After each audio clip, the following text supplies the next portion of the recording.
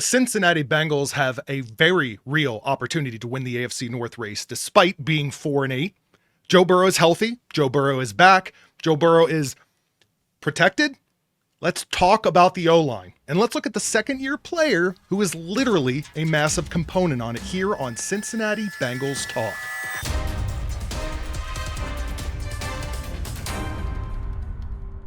The Cincinnati Bengals defeated the Baltimore Ravens in Week 13. It was Joe Burrow's first game since injuring his toe in Week 2. 10 weeks later, 8 losses later, 1 win. 8 losses later, and Burrow finds himself behind an offensive line that is many would consider to be the best O-line in his NFL career. I mean, that's what I'm seeing. So on the right side of that line, though, second-year tackle Amarius Mims walked away from the Ravens game, at least, with the best game of his career based on PFF grading, at least, allowing just 1 pressure.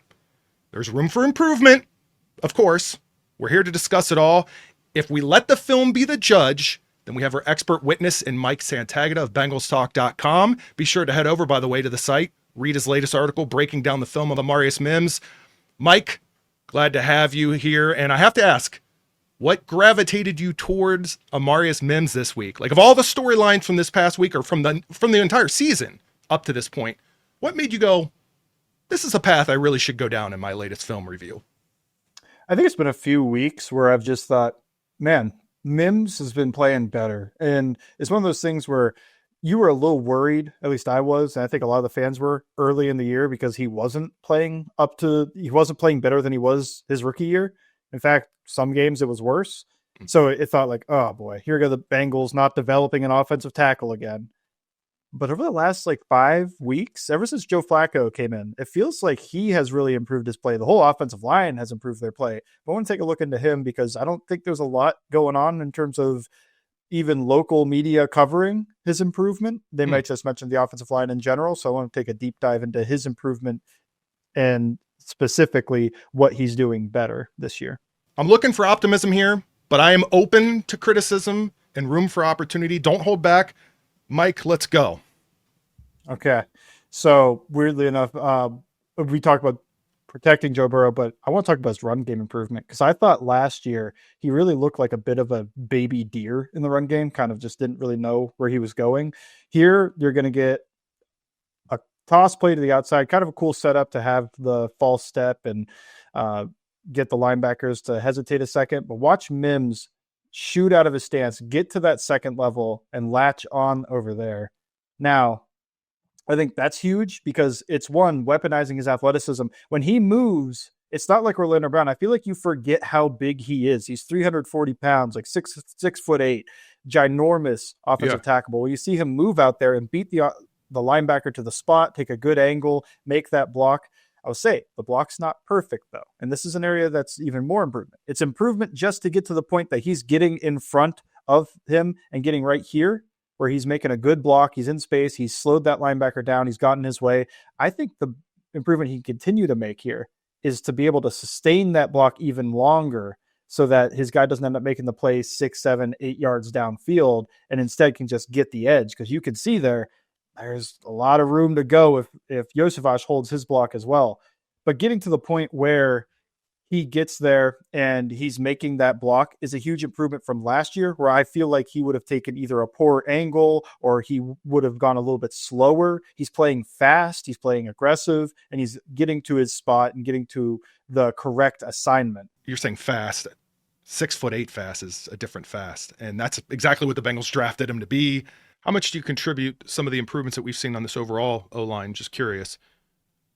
We consider reps, development, just time that goes into chemistry, that goes into time over a season versus did we kind of have this O-line all along with it's just Jake Browning maybe did more damage than we realize on this actually coming together as we've seen it happen over the past several weeks? I think the time matters because even with Joe Burrow, Dalton Risner wasn't playing particularly well at right guard. And now I would say he's playing pretty well. You've got Dalton Risner at right guard, Amarius Mims at right tackle. You're against an overload front, so they've got 3 defensive linemen over that side. And that should ring alarm bells in offensive lineman's head that we might be getting a stunt here. That's actually what killed them in the game in the Super Bowl. Is one of the things that killed them was getting these overload fronts and running stunts because those backup level offensive linemen couldn't handle it. Watch how well Risner and Mims work together over there. And that to me is continuity, be able to pass this off just seamlessly. You get Risner punching his defensive tackle out, Mims immediately taking that jump back in there, and Risner's in great position with plenty of time to then take the looper that's coming at him. You can see Mims holds and sustains his block there. You see that stunt handoff, and I think that has been a huge development for Mims as well, is just playing next to Risner, and Risner playing at a higher level than he was early in the year. Because you remember Risner came into the Bengals late, yep. And it felt like he couldn't develop that continuity, couldn't develop any of that, so they ended up inserting Rivers in there for a while to get him up to speed, but ever since Risner's come back after that, he's been very good. And I think that has really helped Amarius Mims' game because it allows for him to work with a vet next to him rather than having two young guys side by side or a vet who isn't communicating yet with him because he doesn't really know him that well. So correlation between having stronger right guard play, helping boost Amarius Mims, kind of get him to take that next step that we desperately need him to take, especially with Burrow back in the mix and the AFC North on the line. With that said, not to get into the weeds, but there's a bit of a narrative out there. Orlando Brown's struggling a bit, yet arguably has better guard play than he's had up until recently. How do you explain that one? Again, not to get in the weeds, but I'm trying to compare with Mims' situation with guard play and being an improvement. Yeah, while Mims is an ascending young player, Orlando Brown is getting to the back half of his career. I feel like he's never been was not a good athlete, was actually a very poor athlete. And when you get older, you get a little bit less athletic. He's still got his own tricks and ways to stay on top of things. He's not a terrible tackle. I still think he's okay over there, but he's now getting out of his stance really early, got dinged with I think 2 false start penalties, but he's really trying to time that thing up to make the most out of his athleticism, what he has left, and then his length and size help him. But I think that comes down to just when you get into one-on-one situations with him, the guard isn't going to matter as much here. It's not that stunts and stuff are killing that left side. I actually think they're doing a really good job over there as well against stunts. Been a long time since the Bengals offensive line as a whole was doing this well against stunts and twists and blitzes. But I do think that when Brown's issues are more one-on-one situations in pass protection than they are something like this where you are getting that help from the guard, and the way you work together does matter and how well you're going to play. Today's video is brought to you by Christian Husky at Sibsey Klein Realtors. Look at Christian there, next to James, next to me. That's the last in-person event we did for Cincinnati Bengals Talk. It was last summer. Bengals fans showed up and Christian showed up. He's a huge Bengals fan, and as you saw in that image, he's always shown his support for our channel, and we want to do the same for him. If you're looking for an experienced realtor from the Cincinnati area, then please call Christian today. If you're moving, if you're thinking about moving, a new home can be a major life decision, and Christian can provide you the advice and guide you to your next step, no matter how big or small it may seem. Reach out to him today. He'd be thrilled to know that you heard about Christian Husky on Cincinnati Bengals Talk. Check him out on Facebook, on Instagram, online at sibseyklein.com/chusky. That's C as in Christian, Husky. It is encouraging, though, to know that not only is Mims getting improved play at guard, and like you said, ascending young player, but I guess where I was going after that question, I think you kind of delivered on what I was looking for, which is a guard play is always going to improve your tackle play if they're both working at a high level and they're both, obviously there's chemistry, they're communicating well. But ultimately, Mims on his own is just playing better.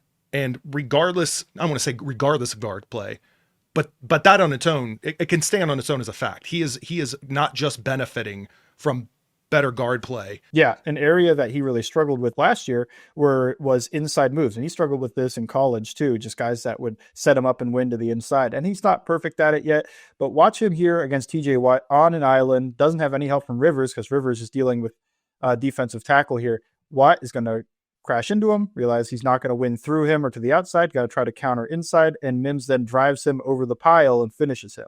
I think his work against these inside moves like this has been a real improvement for him as well.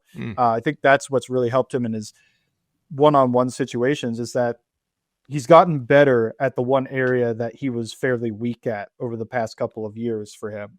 I don't think it's perfect yet. Watt actually gets him with an inside move later in that game, but he had to set it up. He had to stutter. It was a spin move, and there's three more components to that than, well, if I didn't win through him or outside of him, I know he's a little weak on the inside, so I'm just gonna counter over there. I don't think that works anymore. I think you can beat Mims to the inside still sometimes, but it's less consistent, and he does a great job of redirecting in situations like this where he's already stopped a move and then the guy's going to try something else, a secondary, just something late to try to get some pressure because the ball's still not out. He's doing a better job in his one-on-one situations because he has improved in his technical aspect and he knows his own weaknesses and he's gotten better at them. One thing that is also showing his better feel for the run game and how he's playing faster is that he's working well against post-snap movement. So what I mean by that is you're going to get a corner blitz on this play off of that strong side. And because of that, Watt, who's lined up over Drew Sample, is actually going to slant inside of Mims. Watch how Mims, this looks like this was by design. The entire play was by design that he was supposed to do all this. But really, this is Watt trying to slant over to him. Mims is patient and he understands the play. He understands the difference. And now that I've got post-snap movement, that I am now responsible for Watt and Sample will climb rather than the other way around, which is how this is typically designed. So watch as he takes him and then also widens him and just drives him right down the line to create a hole. I mean, a humongous hole, hole that you and I might be able to gain 2 yards on. Yeah. I can't imagine like you draw up that whole play and it's like, okay, Mims, I need you to take this guy from where you play right tackle. I need you to just kind of big bear paw him over to the middle of the field. Yeah, okay, that'll work. Yeah, plenty of room for Chase Brown in that scenario. The thing about it too is I talked about his sustain. I think his sustaining has gotten better. You can see it there. He sustains the block. Watt doesn't make any type of ability to get back into that play. He's shut down entirely and moved across the line of scrimmage. That's not how it's drawn up. Again, like that play is supposed to be they drive him actually out, not in. But because Watt slants inside, the play changes. And Mims, without missing a beat, is able to adjust on the fly and make a block like that, where he's going to create a ginormous hole for Chase Brown to run through. Yeah, and it's not like, I mean, obviously, Watt's not a small dude, but against someone like Amarius Mims, where you can just complete size up one another, never mind skill for a moment, that's a perfect example to me, that one we just watched, of like Mims just completely getting his way off pure size and strength. Just, I mean, obviously Watt's a strong dude, but like you see him and Mims is like, it's like if, I'm trying to get my kids to go to bed and they're just like standing on the stairs going the opposite direction of me. It's like, I'm not like pushing them over, but I'm just guiding them up. I'm bigger. Come on, we're working our way up this. That's what Mims looked like there. He has such control in that one play. It's like, no, you're going to go over here. I think the most impressive thing is because I think last year he would have done it by the book, stepped out at Watt. Watt might have crossed his face and made a play there. Like, I know it doesn't look like it's close to that happening, but that's something that happens to these young offensive tackles who are getting used to the game, that I know my assignment is here. I'm going to go to my assignment and do the play as it's drawn up.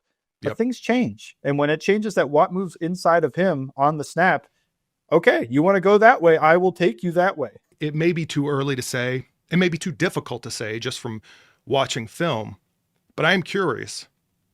Are you noticing, particularly with Mims, but even with the offensive line as a whole, are you noticing anything about the way these players are putting in their individual performances, the way that this offensive line is the output that we're seeing from them? Are you seeing any, we'll call it maybe tendencies, or are you seeing fingerprints from Scott Peters? Is that developing where you're noticing maybe something that is you could identify with either his coaching style or the fact that he is coaching this offensive line now versus Frank Pollock last season? Or is it really just hard to say? Everyone's playing at a better level. They're all gelling. That's coaching a lot of times too. Just curious if Scott Peters, if you're starting to notice any sort of imprint. Yeah, I think there is. I think you think of Peters, and when you think of him, I think a lot of people that know the way he coaches, a lot of it's pass protection. A lot of it is how he wants guys to strike. And we didn't go over this too much, but you do see guys kind of varying up how they punch, how they strike in pass protection. A lot of these offensive linemen are playing pretty well. And I think that's something that we haven't seen in a while, probably since younger Paul Alexander days of feeling like an offensive lineman goes to the Bengals and they just start improving.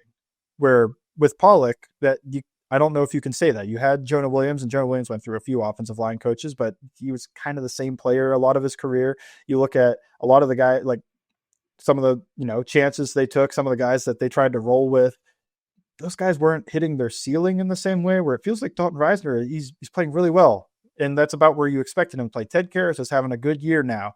It took a while for it to get rolling. I think that's the biggest thing, though. It wasn't just that Risner got in late. I feel like some of it is also the guys adapting to what Peters wanted them to do early in the season was some of it as well, where the first 4 or 5 weeks, the offensive line looked poor. It looked like what you expect out of a Bengals offensive line, what people joke about. But I think ever since he's gotten his guys to play how he wants them to play, they've been playing extremely well. You've seen guys improve throughout the year, like Amarius Mims. I think it's true for Dylan Fairchild. I think it's true for Ted Karras and Dalton Risner. I do think you see some Scott Peters fingerprints here. You see the way that they're pass setting, but also just like how they're improving, how they're playing better at a technical level, how they're gelling together. A lot of this stuff wasn't really there the past couple of years with Pollock, and certainly wasn't there with Jeb Turner. He's Mike Santagata. Go read his articles, but even of course, his latest regarding this very topic, Amarius Mims. There are more clips than what we've shown here, many more. So, and of course, Mike breaks it down beautifully and breaking down everything that you want to know about Amarius Mims, and think bigger picture offensive line like we did in this video. I don't know. What else do we have to plug? What do you want to plug, Mike? You got anything? What do you? No. Oh, okay. Right. Twitter, if you want, Bengals_Sands, and I do the Locked On Bengals squad show after the games if you want a live reaction. Can confirm. I do follow Sands. He is a great follow. Thanks again, once again. Hopefully we have more positive things to talk about because they're winning games. We may still have positive things to talk about, but they're losing games. But I like this vibe. Let's keep this going, right? Nothing to lose. We'll see you.